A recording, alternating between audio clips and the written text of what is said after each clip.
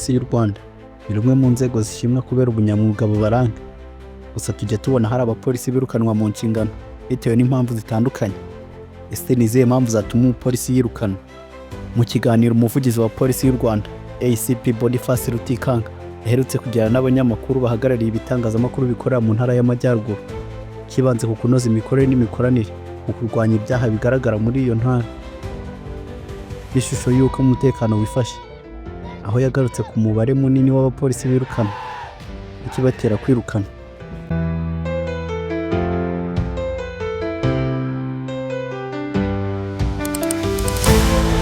Avuga ko kuba bigaragarira benshi ko umubare munini w'abapolisi birukana bidakwiye guca igikuba, kuko bituruka nanone ku mubare munini w'abakozi icyo kigo gifite, bityo hakabonekamo abakosa. Aho yagize ati abapolisi kuba bashobora kuvanwa mu nshingano ari benshi nuko polisi ari kimwe mu bigo bifite abantu cyangwa se abakozi benshi. Kuba ufite abakozi barenga 20,000 birashoboka ko kugiramo abantu bafite imyitwarire ituma umubare munini uva mu kazi, bitandukanye n'ikigo gifite abantu 50 cyangwa 50. Arongera ati nibuke ko dukora akazi gasaba kwihanganira amakuru ayo ariyo yose, cyane cyane ko dukora akazi gafite aho gahuriye n'aho umwe mu bakozi ashobora kwitwara nabi akarenganya abantu, abandi bakabirenganiramo, kuko credibility cyangwa se isura y'ikigo ituruka mu myitwarire y'abakozi bagikorera. ACP Rutikanga yavuze ko nta mupolisi n'umwe wirukana hatabayeho kubanza kumugira inama inshuro zirenga 2. Avuga ko wirukanwa aba yihanganiwe mu buryo bwose bushoboka. Aragira ati uriya mubare w'abirukanwa ni munini, ariko umubare w'ababariwe bitewe n'uko abayobozi babikurikiranye ni munini kurusha. Akomeza agira ati nta mupolisi n'umwe wirukanwa nibura adaciye mu mucyo, twitwa disciplinary unit, nibura inshuro 2 bamugira inama, rimwe agafungwa akagirwa inama, akarekurwa agasubira mu kazi, akongera agasubira mu makosa, bakongera bakamugira inama, akongera byananirana agashyirwa kuri liste yo gutaha. Ruswa ku isonga mu byirukanisha umupolisi.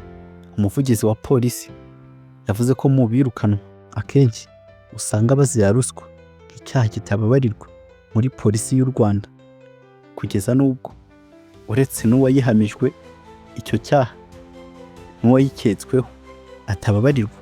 Aha yagize ati ruswa yo ntabwo urindira kugirwa inama 2 cyangwa 3, ishobora kutaguhama mu rukiko, ariko twebwe kuba ufite iyo sura ya ruswa ni ukuvuga ko utaba ugifitiwe icyizere cyo guhabwa umurimo uguhiza imbaraga. Iri darapo twambaye rifite imbaraga zikomeye, ukinnye nabi abaturage bahawe. Arongera ati twifitemo ububasha cyangwa se autorite muri twe, ntabwo wakomeza kwihangana ngo utange amahirwe ku muntu ufite autorite iremereye gakomeza akora amakosa umubona ko hari ibyo ari bwangiza, hari abantu ari bubangamire, ahubwo wamuha amahirwe agasohoka akajya mu bundi buzima. Akomeza agira ati ruswa ni kimwe mu byaha polisi itajya yihanganira na gato. Iyo yivuzweho 2 3 kandi ko tukabona vubyo uvugwaho bigaragara ko harimo ruswa, nubwo tutayigufatana turareba tuti urazi, biragaragara ko tutazakomeza gukorana. Nubwo tutagufatana igihanga, ariko bikagaragara ko aho hantu yahabaye uwo mupolisi arataha, ariko haba komite zibyigaho zikabireba, tukareba n'imyitwarire y'umuntu tukavuga tuti oya, uyu muntu agomba gutaha. ACP Rutikanga yagarutse ku bindi byirukanisha umupolisi mu kazi. Avuga ubusinzi, ubusambanyi, kwitirira umwuga udakora, guta akazi. Avuga ko uwo bigaragayeho akarenga ku nama agirwa atihanganirwa. Aho yagize ati ubusinzi buhora bwisubiramo nibura 2 kikurikiranye, bakakugira inama ugasubira mu kazi, ukongera ugasinda bimwe wiyandarika, ukandarika n'urwego rwa polisi, ibyo ngibyo biragucyura. Arongera ati ubusambanyi, kwiyandarika muri rusange bikura umupolisi mu kazi, guta akazi ukagenda kugeza ubwo urangiza ya minsi 7 utari mu kazi nta makuru ntaki. Ibyo birahagije kugushyira kuri lisite yo kwirukana.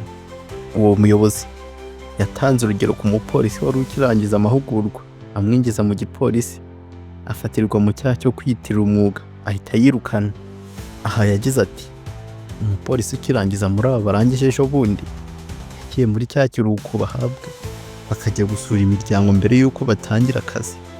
Ageze mu cyari wabo atangira kujya mu masoko gusoresha abantu yigize umukozi wa Rwanda Revenue Authority. Arongera ati harya wowe ugize amahirwe yo kumubona hakiri kare wamubwira ngo nibwo kirangiza ukamubabarira koko?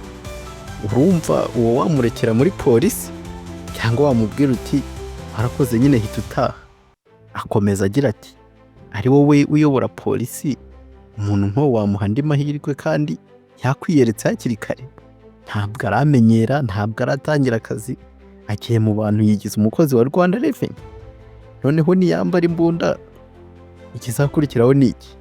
ACP Rutikanga yavuze ko mu gusezerera umupolisi binyura mu nzego cyangwa se komite zitandukanye, aho umupolisi aba afite uburenganzira busesuye bwo kujuririra umwanzuro yafatiwe. Aha yagize ati tugira komite ishinzwe disipurine, naho dukorera hose tugira komite ya disipurine, na hano mu ntara y'Amajyaruguru irahari. Izo komite zibabona komite y'ubujurire. Iyo komite y'urwego rw'ibanze inaniwe, wa wundi uri kuregwa akabona akarenganye, ajurira komite ya disipurine yikuriye.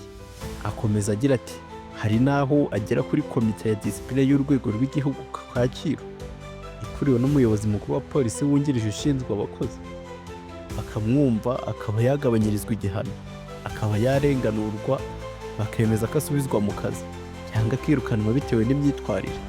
Akenshi ngo umupolisi yisanga kuri lisite yo kwirukanwa iyo aregwa ruswa, icyaha cyo kwiyitirira inshingano, gusubiramo amakosa amwe n'amwe yagiriweho inama yo kureka arimo ubusinzi, ubusambanyi n'ibindi. Umupolisi wakoze icyaha ahanirwa. ACP Rutikanga yagarutse ku byibazwaho na benshi byo kuba umupolisi ukekwaho icyaha afunganwa n'abasivili.